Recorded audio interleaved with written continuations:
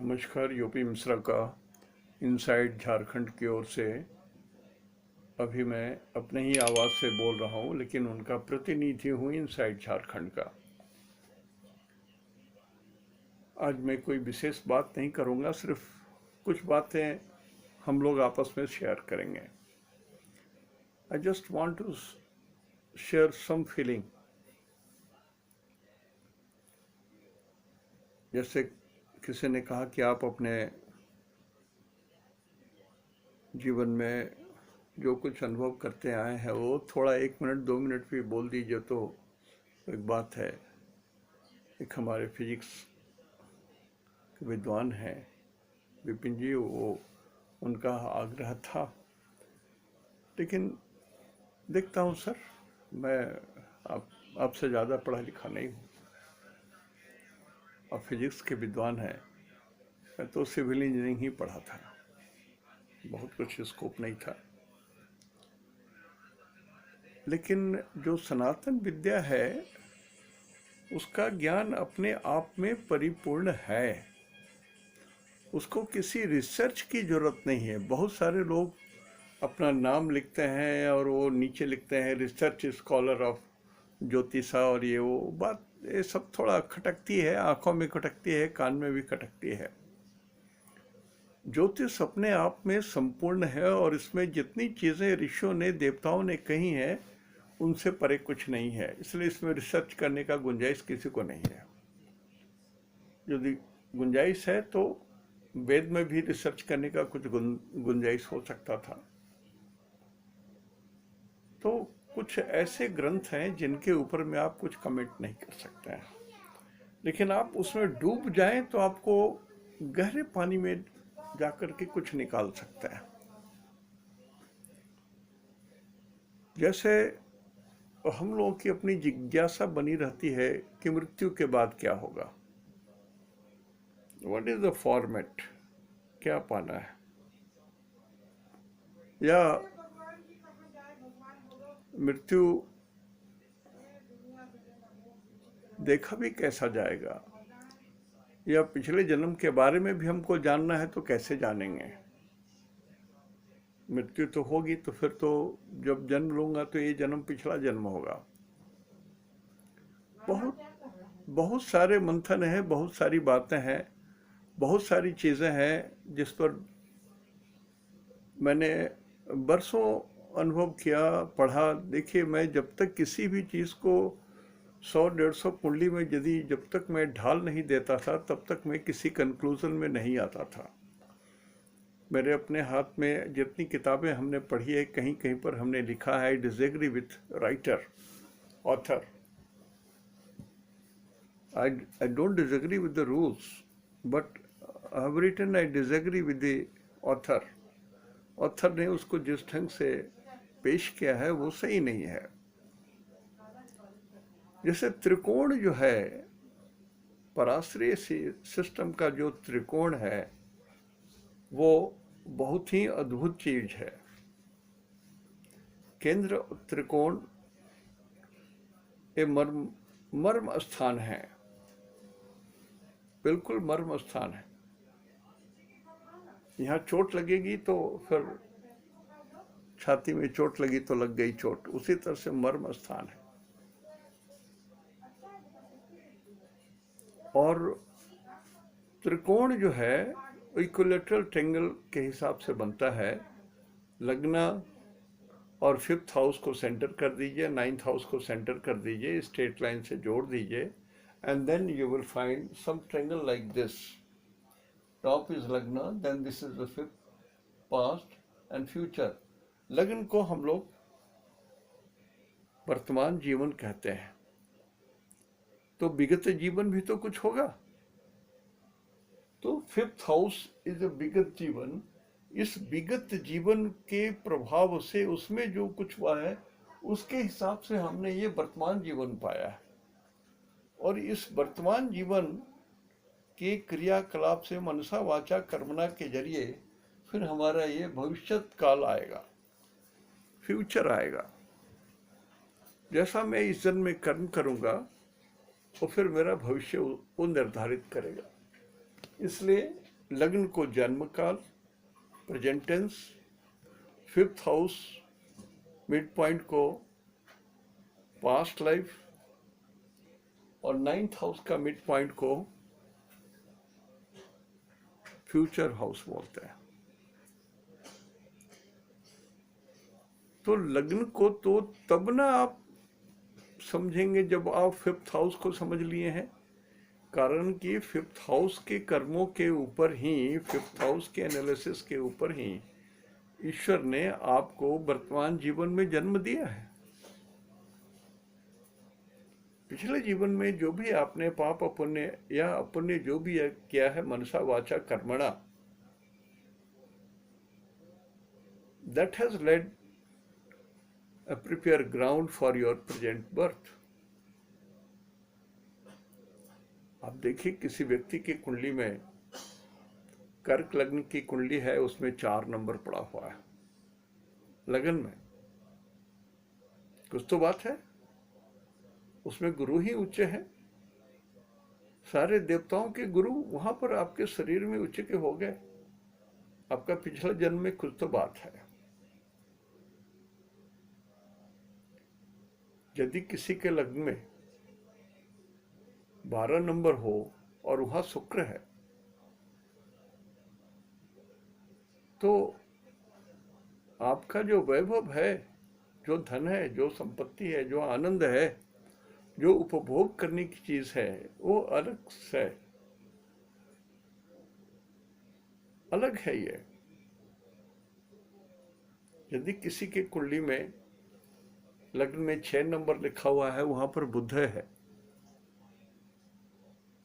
तो आपके विगत जीवन में कुछ इतना अनोखा था कि इस जीवन में आप संपूर्ण शिक्षा को आप प्राप्त कर सकते हो,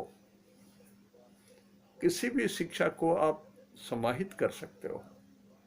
बुध को एकेडमिक क्वालिफिकेशन बोलते हैं और गुरु को विजडम बोलते हैं, ज्ञान बोलते हैं। ज्ञान और क्वालिफिकेशन में फर्क है।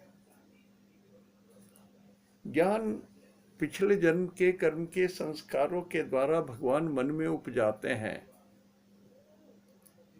वो आग है, ऊपर का परत हटा देने से अग्नि निकलेगी, वो ज्ञान निकलेगी। तो परत पिछले जीवन का हटाना है, फिफ्थ हाउस में है, वो परत हटानी है।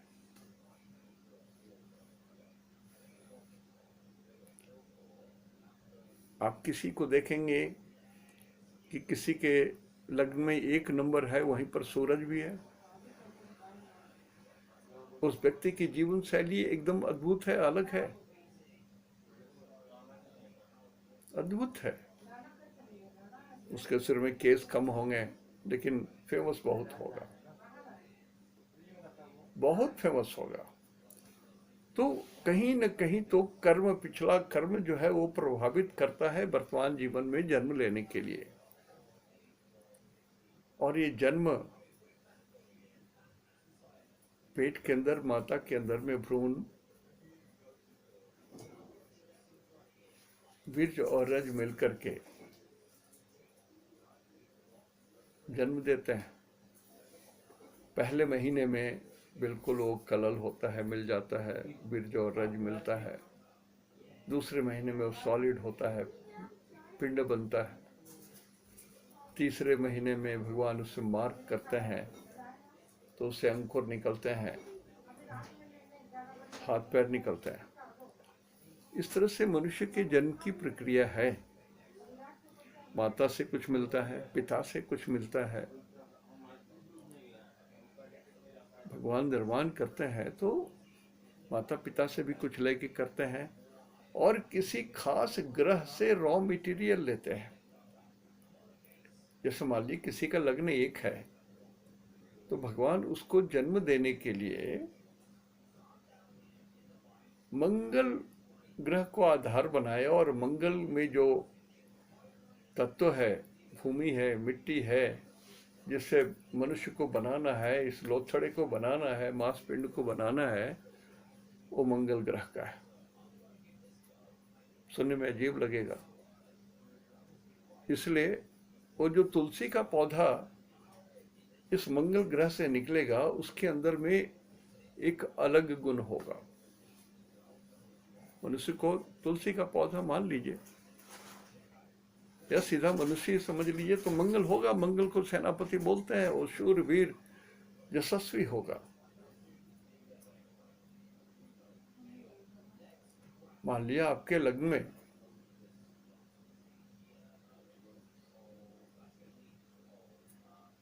पांच नंबर है और वहीं पर सूरज है, तभी रॉ मटेरियल तो सूरज का ही आया। सूरज से बने हो आप। सूरज के रॉ मटेरियल को लेकर के भगवान ने आपको बनाया है, निर्माण किया है। ग्रहों से ही हमारी हर आदमी, जीव जंतु जितने हैं, जितने भी जीव की रचना होती है, वो ग्रहों के, मान लिया समझने के लिए कि भूमि जमीन, उससे रॉ मटेरियल लेकर के निर्माण किया जाता है। किसी को मंगल से लिया, किसी को शुक्र के रॉ मटेरियल से लिया, किसी को बुध के रॉ मटेरियल से लेकर के बनाया। तो सबके चरित्र, विषय, भूमिका, शक्ति, सामर्थ्य अलग होंगे। तो हम लोग जब कुंडली देखते हैं, लगन पर तो आंख ऐसे ही चली जाती है, लेकिन हमेशा ये देखना चाहिए, चलिए आपने लगन देख लिया, लेकिन लगन देखने के पहले या पश्चात ही आप फिफ्थ हाउस को चेक कीजिए। पिछला जन्म क्या था, कैसा था, कहाँ था, किस जगह में थे ये। अभी वर्तमान में यदि ये आदमी दिल्ली में जन्म लिया है, तो पिछले जन्म में कहाँ थे ये, दिल्ली से किधर थे, कहाँ जन्म लिए थे। आप सही में खोजोगे तो आपको, आप कुंडली के जरिए उनका जन्म स्थान, लोकेशन, सब कुछ जान सकते हो। I am telling you the truth, no magic, no अतिशय योक्ति, सिंपल बात है। जैसे मान लिया ये किसी का, ये भारतवर्ष की कुंडली नहीं है, ये किसी आदमी की कुंडली है, तो ये फिफ्थ हाउस है, 6 नंबर है। तो इनके पिछले जन्म का जो रॉ मटेरियल था इस व्यक्ति का, वो मरकरी से बना है। और ये मरकरी कहाँ है, ये मरकरी 4 नंबर में है। 4 नंबर को उत्तर बोलते हैं। इस व्यक्ति का पिछला जन्म उत्तर में था। हम लोग इस कुंडली को, इंडिया का जो हॉरोस्कोप है उसी को देख रहे हैं। उसी समय जिसमें भारत स्वतंत्र हुआ, उसी समय किसी आदमी के बाद किसी बच्चे का भी जन्म हुआ, तो कुंडली तो यही रहेगी ना, सेम कुंडली रहेगी। तो अब उस व्यक्ति का जन्म दिल्ली से किधर था, या जहां जन्म हुआ, जन्म मान लिया दिल्ली में हुआ, तो ये 4 नंबर है। तो उसका पिछले जन्म में वो व्यक्ति दिल्ली से भी उत्तर, बहुत दूर, जहां पर इंडिया समाप्त हो जाता है, उस ओर था। अब अभी जो वर्तमान इंडिया है और जिसमें एस्ट्रोलॉजी का विस्तार हुआ, उस दोनों में फर्क है। लेकिन फिर भी हम ये मान के चलते हैं कि ये उत्तर में था, और उस जगह में सूरज भी है, शुक्र भी है, बुध भी है, चंद्रमा भी है, शनि भी है। तो सूरज आत्मा को बोलते हैं, चंद्रमा मन को बोलते हैं, भगवती को बोलते हैं, शुक्र बोलते हैं फीमेल को, और शनि बोलते हैं कर्म को। तो उत्तर में एक ऐसा शहर जो बिल्कुल तीर्थ स्थान, बिल्कुल तीर्थ स्थान, उस तीर्थ स्थान में इनका जन्म हुआ था। अब इस तीर्थ स्थान के बारे में जान लें, कौन सा शहर था। तो जहां इंडिया का अंतिम छोर कटता है नॉर्थ में, जम्मू कश्मीर के उस जगह में, जहां पर इस 4 नंबर में बहुत सारे ग्रह है, 1 2 3 4 5। द पॉपुलेशन इज डेंस, बहुत घना पॉपुलेशन है, 5 ग्रह है यहाँ। तो वहां पर पब्लिक बहुत है, पॉपुलेशन बहुत डेंस है वहां। और 4 नंबर चंद्रमा को बोलते हैं। चंद्रमा का साइज घटता बढ़ता है, लेकिन सौंदर्यशाली, रमणीक, ठंडा, शीतल जगह है ये। और वो नदी के किनारे है, जो नदी उसका घाट काट काट करके उसका रूप बदलते रहते हैं। कभी इधर की मिट्टी बहा करके उधर डाल दिया, कभी उधर का ला के इधर डाल दिया। तो एक ऐसे किनारे में, ऐसे नदी के किनारे में जो बराबर उस धरती को काटती रहती है, चेंज करती रहती है। तो इसमें जो सबसे परमानेंट प्लैनेट है वो इस हिसाब को बताएगा। तो यहां पर चंद्रमा स्वग्रही है। सो दो चंद्रमा इज डिस्पोजिटर ऑफ सूरज, शुक्र, बुध और शनि। चंद्रमा बहुत बड़ी, बहुत ही बड़ी। तो कहता है कि उस जो पॉपुलेशन है उसमें फीमेल का पॉपुलेशन बहुत ज़्यादा है, और लगभग ये मान के चलिए कि यहाँ पर स्त्रियों का शासन ही प्रधान होता है। उनके ही शासन के हिसाब से सब कुछ चलता है। अब ये मैं पहले की बात बोल रहा हूँ, पिछले जन्म की बात। तो ये इतना तो हम लोग समझ सकते हैं। अब रहा टेम्परेचर की बात, तो सूरज वहां पर है, सामान्य गर्मी है 4 नंबर में। चंद्रमा शीतल है, शनि ठंडक के साथ है, शुक्र भी शीतल ग्रह है, बुध न्यूट्रल है। तो वहां लगभग बराबर शीतलता, सम शीतलता रहती है। गर्मी वहां नहीं पड़ती है, लगभग नहीं पड़ती है गर्मी। वैसे शहर में इस बच्चे का पिछला जन्म था और तीर्थ स्थान के पास पैदा हुआ था। तो इस तरह से बहुत सारा चीज समझ सकते हैं। तो फीमेल डेटी वहां पर प्रधान हो गई। तो पिछले जन्म में इस बच्चे ने, चूंकि 4 नंबर का चंद्रमा है, तो फीमेल डेटी है, तो सबसे विशाल, जिसके अंदर में सारे देवता समा गए, जो डिस्पोजिटर है सूरज का, शुक्र का, बुध का, शनि का, तो सारे देवता देवी का जो बल है उसमें समा गया, तो दुर्गा जी का स्वरूप हो गया। तो पिछले जन्म में इस बच्चे ने माता दुर्गा की पूरी सेवा की थी, पूरी सेवा की थी। बहुत बड़ा भक्त था, और उस अपने माता की भी सेवा की, इसलिए कि चंद्रमा को माता बोलते हैं। मैं पिछले जन्म की बात बोल रहा हूं। तो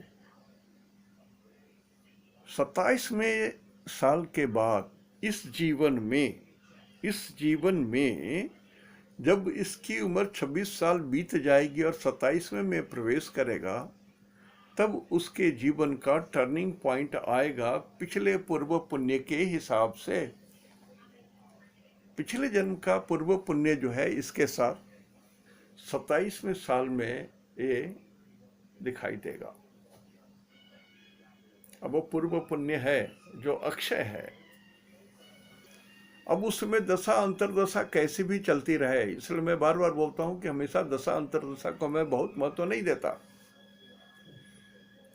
उसमें कैसे भी दशा अंतरदशा चल रही हो, पिछले पुण्य का प्रभाव 27वें साल के बाद से शुरू होगा।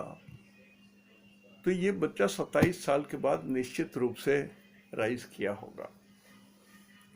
आप वैसे भी किसी की भी ये 4 नंबर की कुंडली है और शनि 3rd हाउस में है, पूछ लीजिए कि किस साल उसकी तरक्की हुई, किस साल उसका जीवन का टर्निंग पॉइंट आया। आप पाओगे कि जो मैं बोल रहा हूँ लगभग वो सभी जगह आपको मैच करेगा। इसलिए मैंने कहा कि मैं जब तक इसको पूरी तरह से एक्सपेरिमेंट करना लिया, भोगना लिया, समझना लिया, तब तक मैं कभी कोई बात नहीं बोलता हूँ। पिछले जन्म के बारे में जानने के लिए बहुत सारे सिस्टम है। जैसे एक सिस्टम ये भी है कि गुरु अभी जहाँ पर हैं, जैसे इनका गुरु इनका गुरु 7 नंबर में है, तो पिछले जन्म को 6 नंबर में गुरु को रख देंगे, बाकी सारे ग्रह जो जहां हैं एक एक घर पीछे कर देंगे। तो एक कुंडली बन जाएगी। गुरु को लग्न में रखें और सारे ग्रहों को एक एक घर पीछे करके उनको बैठा दीजिए। You will get an horoscope जो जीव का है और पिछले जन्म को ये इंडिकेट करना चाहिए। But I didn't find to be very satisfactory at least in 50 horoscopes. 50 से नीचे मैंने कभी चेक नहीं किया अपने लाइफ में। जब तक 50 में मैं संतुष्ट नहीं हुआ, कुछ नहीं किया। तो अंततः जितने और भी विधाएं हैं, जैसे मृत्यु के बाद 12 भाव से भी लोग देखते हैं, वो भी एक ऑथराइज्ड सिस्टम है। अष्टम भाव से भी देखते हैं, ये भी ऑथराइज्ड सिस्टम है। होता क्या है, किसको सही और किसको गलत ये कहने की बात नहीं है यहाँ। आप यदि गणेश जी की पूजा करते हो तो उसी रास्ते से आप आगे बढ़ो, गणेश जी को पकड़े पकड़े पकड़े तो मोक्ष हो जाएगा। आप यदि शंकर जी के भक्त हो तो सिर्फ शंकर जी को पकड़े पकड़े पकड़े आगे बढ़ो, भक्ति करते करते आपको मोक्ष मिल जाएगा। आप यदि हनुमान जी के भक्त हो तो भी उसी लाइन को लेके आगे बढ़ो, आपको मोक्ष मिल जाएगा। ये नहीं कह सकते ये गलत है वो सही है, नहीं, सही, सभी रास्ते सही हैं। जैसे जितनी नदियां निकलती हैं अंततः सभी समुद्र में ही जाकर के मिलती हैं, ये तो सत्य है। उसी तरह से आप जिस रास्ते से भी आगे बढ़ोगे, 33 करोड़ देवी देवता हैं और किन्हीं भी एक देवता को पकड़ के आप आगे बढ़ोगे, आपको मोक्ष मिल जाएगा या आपको डिजायर्ड रिजल्ट मिल जाएगा। ठीक उसी तरह से कोई भी सिस्टम को मैं गलत और सही नहीं बोल रहा हूं, मैंने इसी सिस्टम को इवॉल्व किया 5th हाउस को। तो 5th हाउस में हम देख रहे हैं कि बल तो बहुत है, शनि में भी बल है, क्योंकि चंद्रमा ही डिस्पोजिटर है, चंद्रमा ही सारे ग्रहों के मालिक हैं और चंद्रमा स्वग्रही है। वहीं पर सूरज भी है जो आत्मस्वरूप आत्मा को बोलते हैं, बुद्ध को ज्ञान के रूप में बोलते हैं, शुक्र को माया के हिसाब से बोलते हैं, धन के हिसाब से देखते हैं, और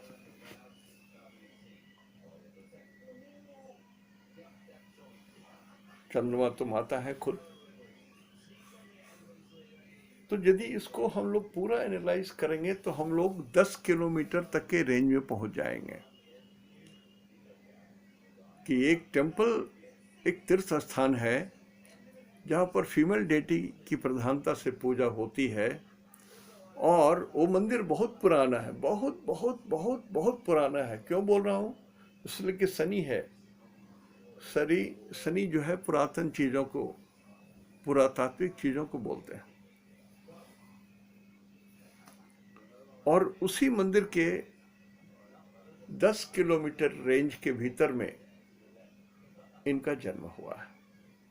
जो ये वृषभ लग्न के जो बच्चे जन्म लिए हैं उनका। अब इसमें बहुत खोजने चलिएगा तो खोजते खोजते you will locate everything I am telling you, ये सत्य है। तो यदि 5th हाउस बलि है, 5th हाउस के लॉर्ड बलि हैं, तो लग्नेश थोड़ा कमजोर भी है, तो 5th हाउस के जो लॉर्ड हैं बलि होने के कारण ये लग्न को प्रभावित करते हैं। 5th हाउस में जो ग्रह होंगे लग्न को प्रभावित करेंगे। 9th हाउस में जो ग्रह होंगे वो भी लग्न को प्रभावित करेंगे। लग्न में जो ग्रह होंगे वो 5th हाउस को भी प्रभावित करेंगे, 9th हाउस को भी प्रभावित करेंगे पॉजिटिव, और लग्न को भी प्रभावित करेंगे। सो लग्न 5th हाउस से 9th हाउस में कोई भी ग्रह होगा तो ये तीनों हाउस को प्रभावित करेगा। लग्न 5th 9th, या 9th लग्न 5th, या लग्न 5th 9th, या 5th 9th लग्न, कहीं भी कोई ग्रह होगा तो पूरे इस क्षेत्र को ही वो मर्म स्थल को प्रभावित करेगा। मान लिया फिफ्थ लॉर्ड नीच है, सपोज कीजिए कि ये शनि, सॉरी, ये फिफ्थ हाउस का लॉर्ड बुध है, और बुध यदि 12 नंबर में रहता तो नीच माना जाता। मतलब पिछला कर्म जो है वो सही नहीं था इनका, जो भी पुण्य था वो ज्यादा दिन नहीं टिका। बाल्यकाल में ही 14-16 साल उम्र पहुंचते पहुंचते तक इनका समाप्त हो गया पुण्य। जन्म तो अच्छे घरों में हुआ, सब कुछ हुआ, धन्य धान सब कुछ था, लेकिन किस्मत ऐसी बदली कि 16 साल के बाद से इनकी किस्मत डाउनफॉल में चली गई, इसलिए कि बुध नीच है। अब आप दशा अंतरदशा देखिए, ग्रहों का कितना भी मिलान कीजिए तो आप देखेंगे कि कुछ रिजल्ट जो आपको मिलना चाहिए वो नहीं मिल रहा है, ये नहीं मिल रहा है। और हमारी आयु यदि सारी चीजें ठीक रहें तो 120 वर्ष 9 महीने की है। तो हम 120 वर्ष 9 महीने या दीर्घायु रेंज में जा करके 90 से 120 के रेंज में आते हैं, अमितायु के रेंज में आते हैं, तो हमको 80 साल तक हमको तो अच्छा दशा अंतरदशा या ग्रहों की स्थिति या शुभ ग्रहों की स्थिति, उनकी दृष्टि, उनके बल, उनके सामर्थ्य का लाभ तो हमको मिलना चाहिए। हमको मिलने का मतलब लग्न को मिलना चाहिए। लग्न माने मैं, वर्तमान जीवन। तो लग्न को प्रभावित करने वाले ग्रह 80 साल तक शुभ हैं तो ठीक है, लेकिन यदि पंचमेश नीच है तो पर्टिकुलर ईयर वो आपका खराब जाएगा। और हर 12वें 13वें साल में या वहां से जब त्रिकोण में ग्रह आएंगे तो फिर हानि करेंगे। इसलिए त्रिकोण का जो सिद्धांत है वो बहुत जरूरी है। मान लिया फिफ्थ हाउस में आपका एक उच्च ग्रह है, फिफ्थ हाउस में 10 नंबर का मंगल है, तो आपका पहला बच्चा जो है वो बहुत डायनेमिक होगा, योग्य होगा, हो सकता है कि आईजी हो जाए, डीआईजी हो जाए, पुलिस विभाग में चला जाए या आर्मी चीफ हो जाए, हो सकता है। मतलब वो लाइन है इसका, और उच्च का है तो टॉप ऑफ द पोस्ट पर भी जा सकता है। लेकिन हमको ये देखना है कि ये मंगल की दशा जब समाप्त हो रही है उसके बाद जो दूसरा ग्रह आएगा,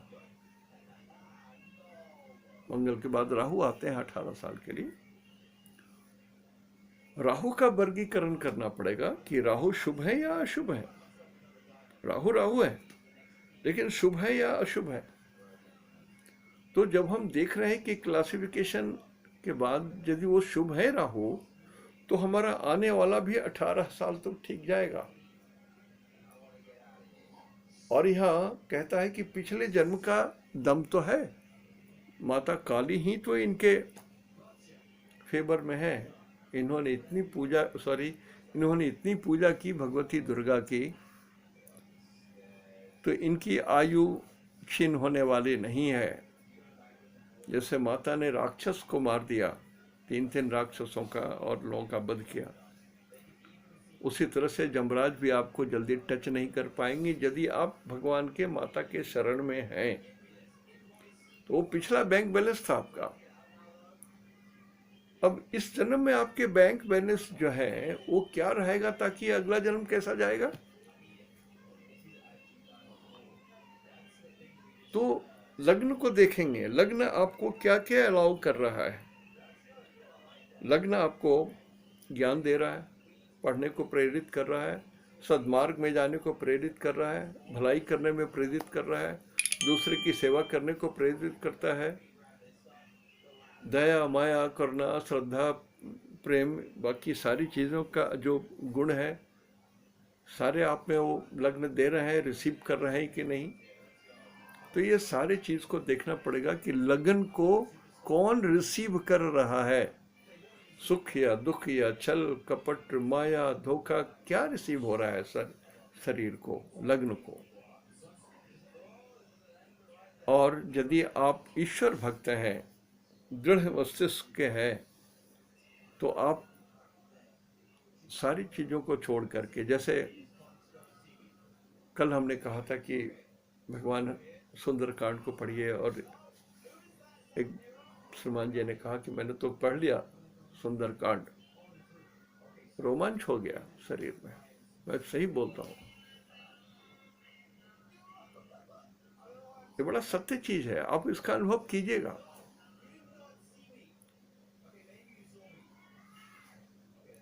ठीक उसी तरह से जो वर्तमान जीवन लग्न है, आप जो इस जन्म में पूजा पाठ धर्म कर्म कर रहे हो, ये तो वर्तमान जीवन का है, लग्न का ही प्रभाव है। लग्न पर आते हुए सारे प्रभाव अच्छे या बुरे पड़ते हुए इसी की तो रेखा है इसमें।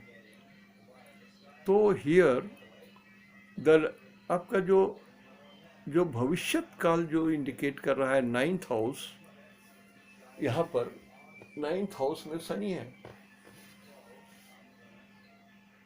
और शनि फिर वापस चले गए हैं कर्क राशि में। सो अगेन दुर्गा माता, तो आपको इस जन्म में भी, वर्तमान जन्म में भी दुर्गा माँ की ही पूजा करनी है और अपने माता को विशेष सेवा करना है, प्रसन्न रखना है। तो आपका जो अगला जीवन है, जो शनि कर्म को बोलते हैं, वो बहुत हाईलाइटेड हो जाएगा। मैं बोल रहा हूँ बहुत हाईलाइटेड हो जाएगा। तो पहले मेंटली ये सब चीज जांच लीजिए। 5th house 9th house, 5th house ठीक है और 9th हाउस ठीक है। 9th हाउस ठीक है तो मतलब आपका फ्यूचर सिक्योर्ड है। फ्यूचर सिक्योर्ड क्यों है? इसलिए कि वर्तमान काल में आप सभ्य ऐसा व्यवहार कर रहे हो, आपके संस्कार ठीक हैं, आप अच्छे काम कर रहे हो, हर वो काम कर रहे हो जो मर्यादा के अनुकूल है, विधि के अनुकूल है, जो ईश्वर की इच्छा के अनुकूल है, वो सारे काम कर रहे हो, तभी तो 9th हाउस से स्ट्रांग हो रहा है। मान लिया 9th हाउस में नीचे ग्रह है, पापक ग्रह हो गए हैं, तब आपके भविष्य की चिंता आपको करनी पड़ेगी। आपको अपने पिता से बनेगा ही नहीं, उनकी बात, अच्छी बात तो आप सुनोगे ही नहीं, और आपके पतन का ये पहला कारण होगा